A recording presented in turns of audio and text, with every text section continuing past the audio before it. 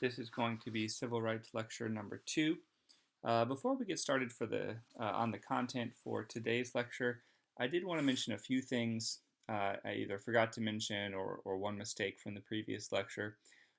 First, on the Emmett Till case, um, I forgot to mention the outcome of that trial of the two men who were being tried for Till's murder. Um, they were acquitted.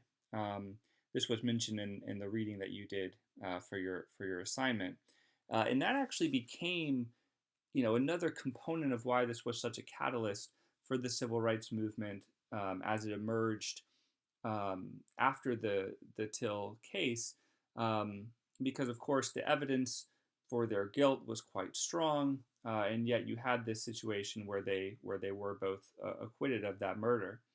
Um, Shortly after, within I think a couple of years of that acquittal, they actually gave an interview in which they admitted to murdering him. They couldn't be tried again given double jeopardy laws, but they openly admitted to their guilt. Um, so I wanted to mention that part of it. Secondly, um, on the issue of the Brown v. Board of Education decision. Of course, I discussed the major significance of that was related to um, school desegregation. Um, it also kind of became a precedent for the idea of challenging segregation laws in general on the basis of the 14th Amendment, in that this case had essentially at least partially overturned the Plessy versus Ferguson case from decades earlier. But anyway, in terms of the effects of that decision, of course, usually the focus is on students, or rather, I should say, the case itself, the decision itself focused on students. Schools were mandated to integrate their student bodies, and so schools would no longer, for example, be allowed to simply bar um, black students from attending. However, no mandates were made regarding teachers.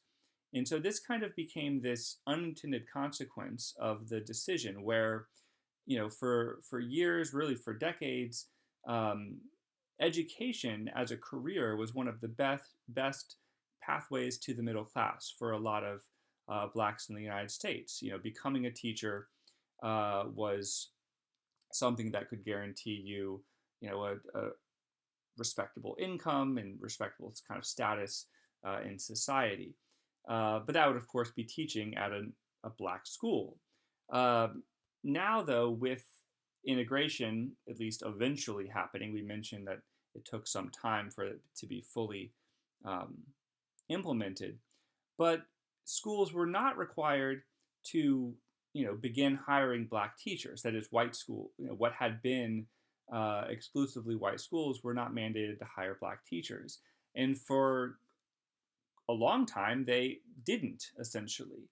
And so this, as integration slowly occurred, it also slowly kind of took away this career opportunity or existing career for many blacks in the United States who aspired to be teachers or already were teachers, and that was a situation that persisted for some time. And then the third thing I wanted to mention, I just when I was talking about Orville Faubus shutting down the school system in Little Rock after the Little Rock 9 school year that we talked about, I said that he tried to divert federal funds to private schools. I meant to say public funds, because of course those weren't funds from the federal government, but just part of the state public school system. Okay, so those are the things from the last lecture. Moving on to the content for today. So really, what we're going to be focusing on here is the emergence of the grassroots civil rights movement, and the tactics that were used, the various campaigns that took place, and we're going to start with the Montgomery bus boycott, which is probably the most well-known, incident or event of the civil rights movement. you probably learned about Rosa Parks and the bus boycott from a very young age. So a lot of this, and this may be true for a lot of this unit, won't be new to you, although we'll probably go into a little more depth than what you're aware of. So in 1955, of course, the famous incident that sparks this campaign is Rosa Parks refusing to give up her seat on a bus in Montgomery, Alabama, to a white passenger. So the way that the local buses in Montgomery worked, and the way they worked across, many cities in the South, especially during this time, was that there were designated seats in the front of the bus that were for whites only. Blacks were allowed to sit in the back of the bus, but if all of the white seats filled up, blacks could even be required to get up from a seat they were already in to make way for another white passenger coming on the bus. And so on this day, um, Rosa Parks refused to do that. And so the driver called the police. She was arrested. And this became a catalyst for a campaign to begin pushing for a desegregation of the city buses. Now, this was not an incident that occurred in a vacuum. Um, Local civil rights leaders in Montgomery were kind of on the lookout for an incident that could become, um, again, the catalyst for a campaign. And, there had actually been an incident, I think the previous year, of a black teenager who was arrested for a similar refusal to give up a seat. But she was pregnant, out of wedlock as I think a 15-year-old. And so they felt like, she was going to be attacked for these separate issues on sort of these moral grounds that would distract from what they were really trying to do. But, Parks seemed like the perfect case to bring to the center of a broader campaign. And she, even previous to this, had been active in the local chapter of the NAACP, so she wasn't sort of just, you know, a random person either.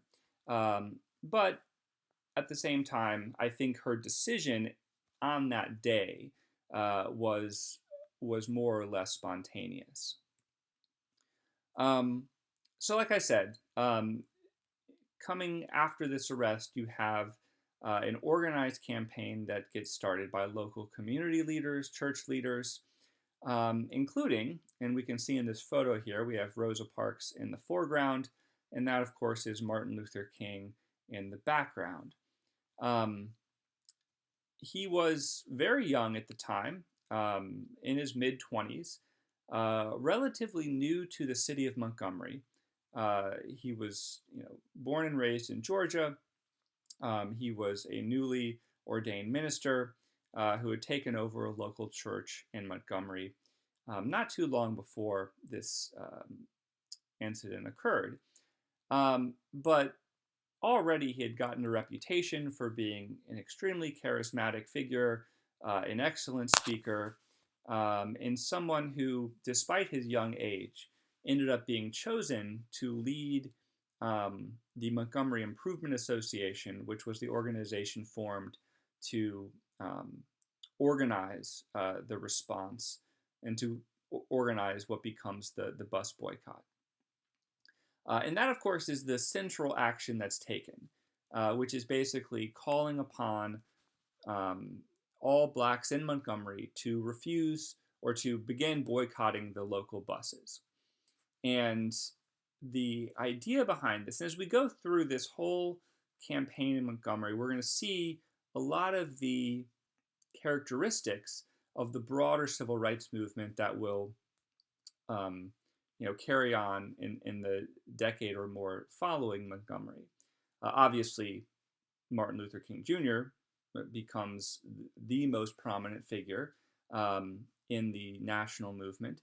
The idea of utilizing boycotts also becomes quite prominent.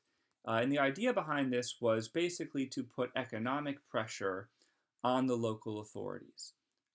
Blacks in Montgomery made up a significant majority of bus ridership.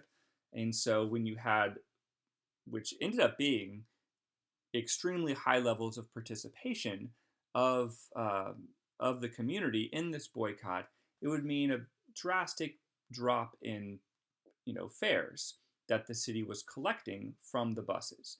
And so that would put a lot of pressure on the city to take, to succumb to the demands that were being made for desegregating the buses. So that was happening, and again, this is an example of what we're going to call nonviolent direct action. This kind of grassroots campaign of people through their kind of common action towards a goal to try to accomplish change. At the same time, and again, this will be something we also see as a feature of the civil rights movement. You have the campaigns happening in the streets with protests, with marches, with boycotts, sit-ins, etc.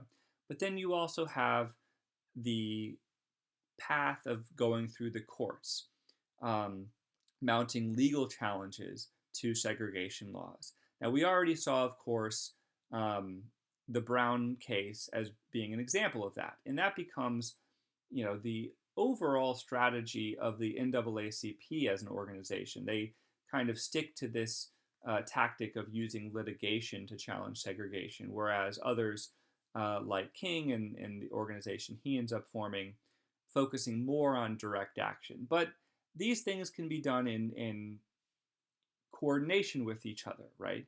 And so the Montgomery Improvement Association, while they were engaging in this boycott, putting pressure on the community directly, they also brought a suit against the city to challenge the segregated buses. And that worked its way through the courts over the course of the basically year that the boycott was in place. Now, like I said, there was very strong participation of the Black community in the boycott. There was, careful organization of how this could be done with the least negative impact on the Black community, right? Because a lot of people relied on the buses for transportation. So you had carpools organized and things like that. But at the same time, you also had very stiff resistance that was, put in place by the city of Montgomery and many white segregationists who opposed what the campaign here was trying to accomplish.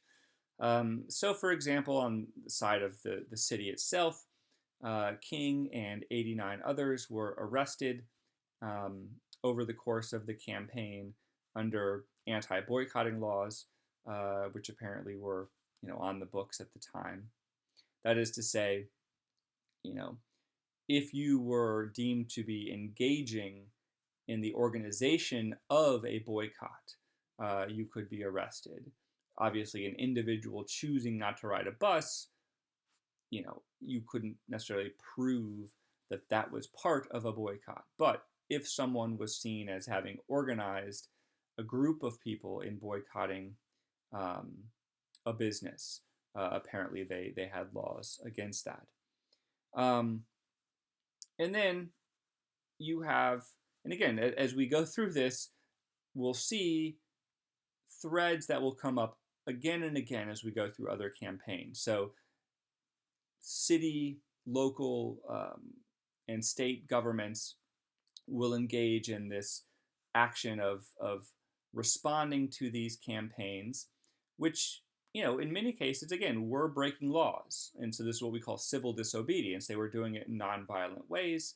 And often, again, they may seem like strange laws in some cases, like these anti-boycotting laws, but they would respond, local authorities, by trying to arrest the movement away.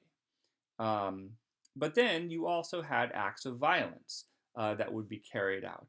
Sometimes by the police themselves, but often also by these sort of outside groups, the Ku Klux Klan and others, sometimes maybe just acting individually to try to intimidate and terrorize um, the the activists.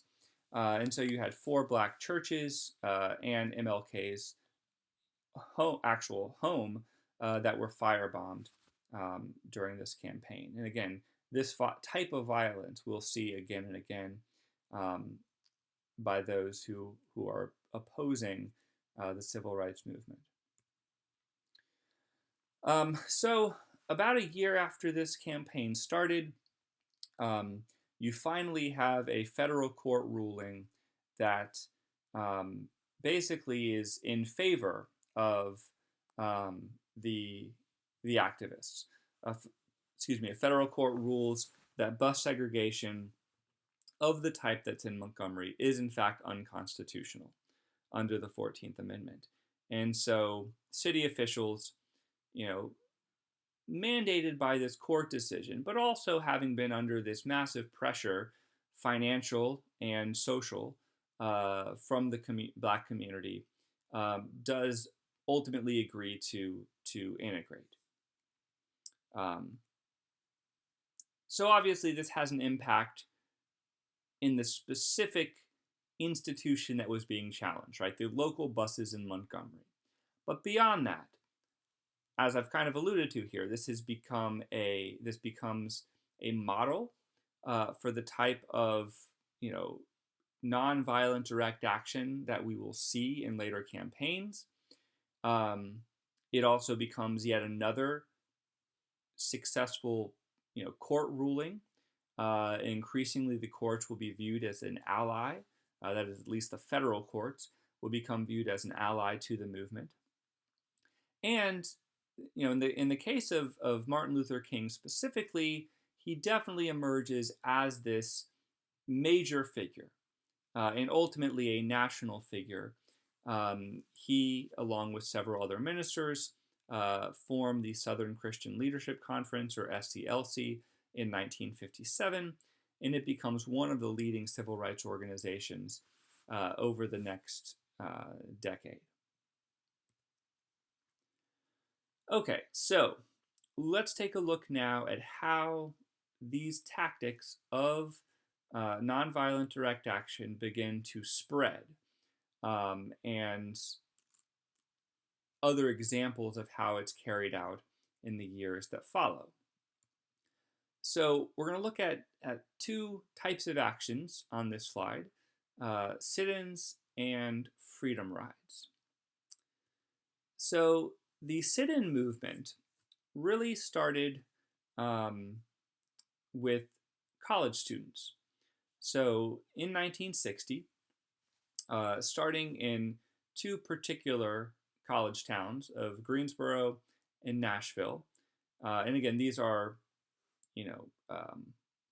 still segregated, black colleges, where students, are facing institutions within the city as well that are segregated, businesses that are segregated, and so this particular movement focused on a type of business that doesn't really exist anymore. But at the time, they had these kind of general stores, Woolworth being one of the big national chain stores that were, that would sell lots of various things. And both blacks and whites could actually shop in the store.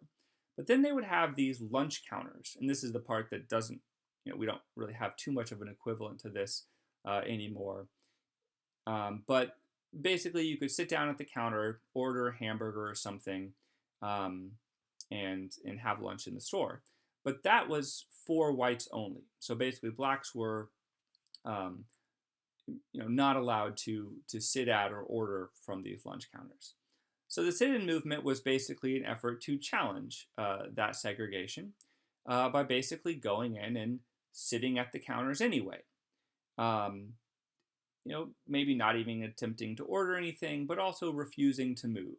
if asked to. Um, so, the way this typically played out is again, police would come in and arrest the people that were conducting this sit-in. You also would sometimes have cases of, again, as we saw in Montgomery, violence, of people coming in and beginning to attack the people that were carrying out the sit-ins.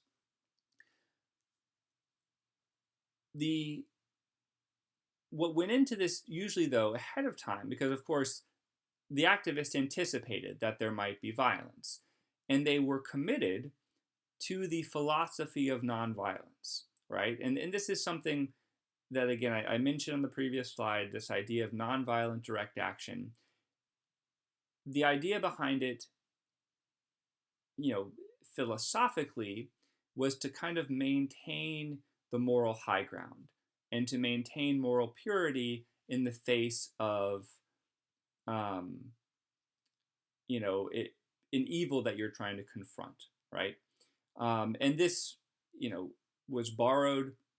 This both philosophy and these tactics had been used by the Indian independence movement led by Gandhi, and was now being translated here in the civil rights movement.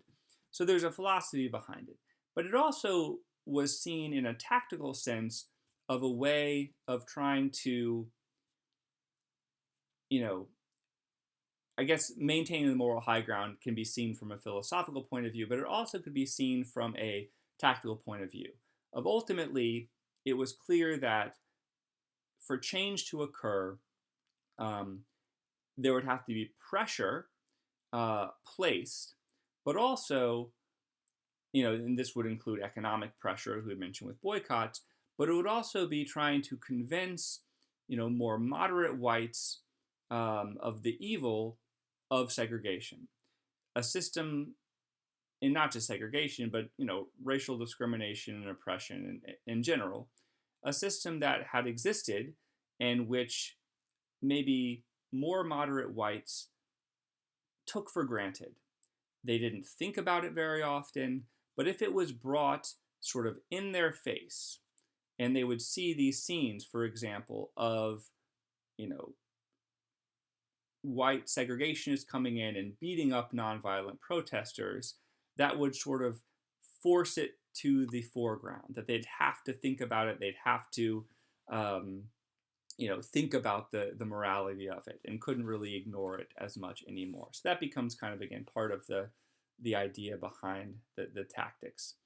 Anyway, an additional tactic here is, they again, the activists anticipated that there would be arrests that would be made. And so, facing that knowledge, or having that knowledge, they would have hundreds of people participating in the campaign, but any given moment, maybe only a few people would be actually participating in a given sit-in. But as the police came in to arrest people, there'd be people, other activists right outside the store that would file in to take up those seats. And they could kind of do this, for quite some time if they had enough people that were involved. And the authorities could keep arresting people, but eventually they would start to run into the issue of running out of space in the jail cells, right? And so this becomes another part of the tactic, again, of filling the jails to create a crisis that the authorities would have to deal with.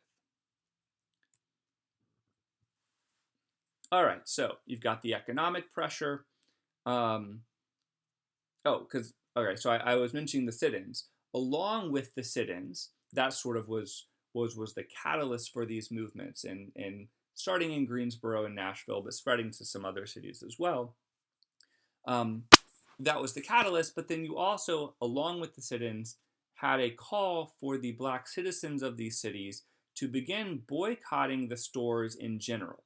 That is, if you're not going to be allowed to sit at the lunch counters, then you're going to boycott the stores altogether and not shop at them at all. So these businesses, and Woolworth in particular, like I mentioned, was one of the major national chain stores, was under increasing economic pressure from the boycotts and was under increasing media scrutiny of having this really bad press of what was going on with these campaigns and putting them in a bad light. And we have to remember, again, some of these stores, if they were national stores, didn't only have, you know, they might have had segregated ones in the South, and maybe they weren't segregated elsewhere in the country. And they were having to worry about their image in the country as a whole. And so ultimately, they did begin desegregating um, under this pressure. These types of businesses, we also have to remember, are private businesses. And so this isn't the case where where the civil rights activists could have gone through the courts, because private businesses, the 14th Amendment didn't apply to them, right? That applied to, equal protection under the laws means that the government, basically, whether it's local, state, or federal, had to provide, equal treatment for citizens, regardless of, race or anything else. But that didn't apply to businesses. So at least at this point, they had to kind of put the pressure on these businesses to ultimately make the decision that it was in their best economic interest to begin desegregating. Okay, so just like SCLC, King's organization emerged out of the Montgomery bus boycott. SNCC, the Student Nonviolent Coordinating Committee, emerged as a new organization out of the sit-in movement, with John Lewis as the original chairman. John Lewis, you may have heard of before. He is actually still a prominent figure. He's a member of Congress to this day. At the time, he was a college student in Nashville who was part of this initial sit-in movement. And he emerged as one of the early leaders of SNCC. So SNCC, like SCLC, is committed, at least in this early stage of the civil rights movement, to the same philosophy of nonviolent direct action, but it's focused on young people, or that is to say, it's composed of younger people, as opposed to SCLC, which was led more by ministers. Okay, moving on to the Freedom Rides. So this was organized in 1961 by CORE, the Congress of Racial Equality, another civil rights organization that had actually been around since the 1940s. And even though it was organized by them, you do actually see a lot of SNCC members, including John Lewis, actually take part in these Freedom Rides.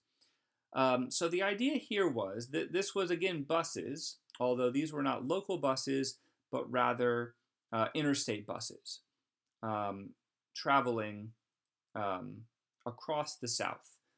And even though there had been court decisions that had banned segregation on interstate buses and in bus stations, similar to the decision that had banned it in the Montgomery local buses, despite those decisions, those were not being enforced. And essentially, you still had segregated seating on these buses, segregated seating in the bus stations.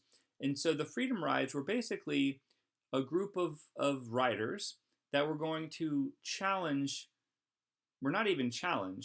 they were going to basically do what they were allowed to do under a court decision and make sure and see what would happen. Create a crisis if there was resistance to doing what the court had already said they were allowed to do. Now, this was a multiracial group, the Freedom Riders, so both blacks and whites. And so here is one of our first cases where we start to see white participation in the civil rights movement. As it's starting to gain more attention nationally, with the Montgomery bus boycott, with the sit-in movement from the previous year, you start to have a number of, now mostly whites from the North. Again, many of these are also college students who decide they want to start to help out basically with this movement. So the idea of the Freedom Rides is the Black Freedom Riders would sit in the white section of the bus or the white section of the station, and the white Freedom Riders would sit in the black sections. And along the way, there definitely was resistance. There were cases of violence. This photo here shows one of the buses that was firebombed by segregationists who were, basically opposing what the Freedom Riders were doing here. There were other cases where a group of Freedom Riders were attacked by a mob of opponents when they were getting off the bus at one of the stations. And you even had cases, again, despite the fact that they were not breaking laws in this case, so it wasn't really technically civil disobedience, you still had arrests of the Freedom Riders that took place in a number of cases. So what this did was, again, as I said, create a crisis. And it wasn't just that, again, it was a crisis revolving around violence being carried out and chaos occurring in many instances. But it also was now a federal state issue, right? Much like the Little Rock incident, which we mentioned in the previous lecture, once you have local authorities, basically blatantly disregarding a federal court decision, the president, who at this point was John Kennedy, had no choice but to step in. Much like Eisenhower before him, Kennedy at this point wasn't particularly excited about getting involved here. Again, civil rights was a very, divisive issue. And it was, getting involved in it would be politically dangerous. But Kennedy felt he had no choice. So his attorney general and brother, Robert Kennedy, ultimately ordered the Interstate Commerce Commission to abide by the court-ordered desegregation. And so you do see sort of this direct success of the Freedom Riders in accomplishing their goal. Okay, moving on to the last slide for today's lecture. We're going to be looking at the Birmingham Campaign and the March on Washington. In many ways, this is kind of the culmination of these campaigns of nonviolent direct action in terms of ultimately bringing the Jim Crow system to an end. Up until this point, a lot of the campaigns had been focused on local issues, whether it be buses in Montgomery or the lunch counters in certain cities. Although, again, they had national implications because once you establish a precedent, that can spread elsewhere. But increasingly, this is becoming a nationalized issue. So, 1963, you see the largest, to that point, campaign of direct action organized in Birmingham, Alabama. This is led by SCLC, so this is Martin Luther King leading this campaign, and it involves all the various tools that we've been kind of discussing, all the various tactics: boycotts, sit-ins, marches. Again, not against any particular institution in Birmingham, And this is maybe what I should have said before. It wasn't just a local versus national thing. It also was a not just focusing on buses or just focusing on lunch counters, but this was focusing on trying to accomplish the complete desegregation of the whole city of Birmingham. Now, Birmingham was known as one of the most segregated cities in the entire South. Also, a city that had had some of the most violent actions carried out to uphold segregation of any city in the South. So much so, in fact, that it had gained the nickname of Bombingham, because there had been so many bombings of black churches and businesses and um, targeting of civil rights leaders.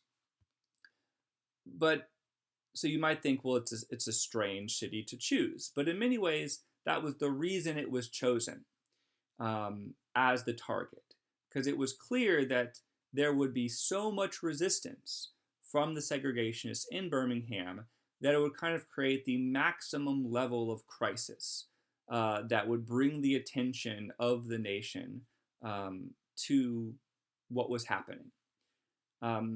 Just a quick side note here, the previous year, in 1962, SCLC, and actually SNCC as well, had collaborated on a campaign in Albany, Georgia, which had not gone very well.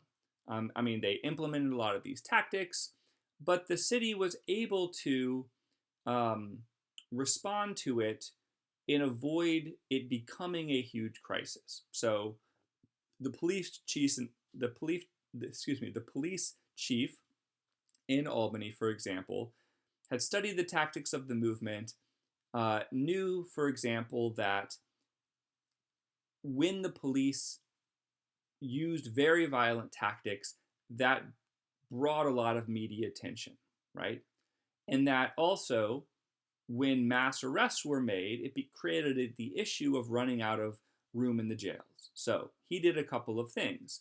He basically put in place, orders that the police would make arrests, but would not use violent tactics to minimize media attention. And then two, he made arrangements with other cities in the vicinity to allow them to use their jail cells, so there wouldn't become this crisis of not having room for the arrest that they were making. Anyway, SCLC ultimately pulled out of Albany, seeing that they weren't making much progress and bringing a lot of attention to what was happening there. Birmingham, on the other hand, as we'll see, the local authorities there go in kind of the opposite direction. They do, in fact, under the leadership of Bull Connor, who was basically in charge of the police in Birmingham, used extremely violent tactics against protesters, unleashing police dogs upon them, high-pressure fire hoses against marchers, including in one infamous incident against, mostly I think high school age children in the so-called Children March. And so you had these, photos and videos coming out of Birmingham that just grabbed the attention, not just of the nation, but really of the whole world, and led to this massive outrage against these types of brutal tactics being used. And again, thousands were being arrested, and they were starting to have a crisis in terms of running out of space in the jails, which we mentioned before. Now, this international part I want to focus on a little bit more. We have to remember, 1963, this is the height of the Cold War.